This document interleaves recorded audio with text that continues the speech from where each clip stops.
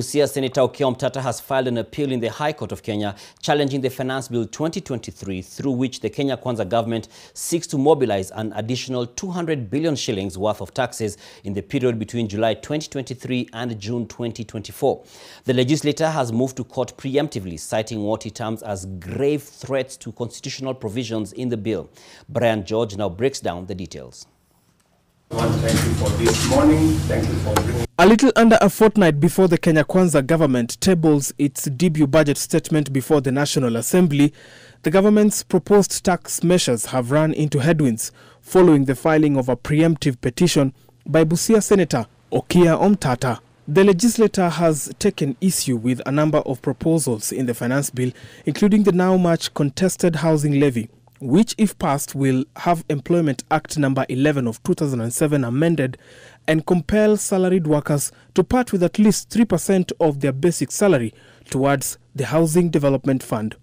So if you look at the property rights, there's no justification for taking money from one person and putting it in a pool and turning it into a lottery.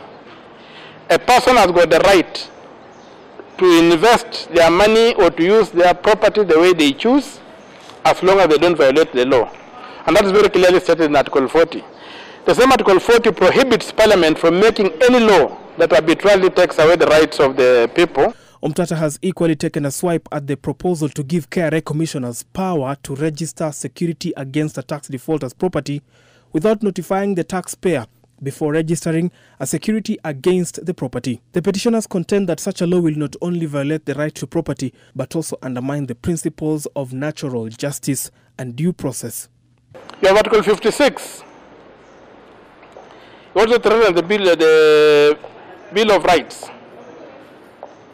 to property, whereby the Commission again have the power, if you overpay tax, the Commissioner will hold on to your money that you overpaid and says we shall use it to pay for future taxes.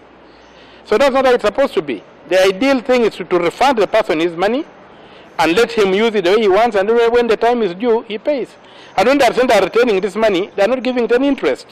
So to me, that's an arbitrary deprivation of property which violates Article 40.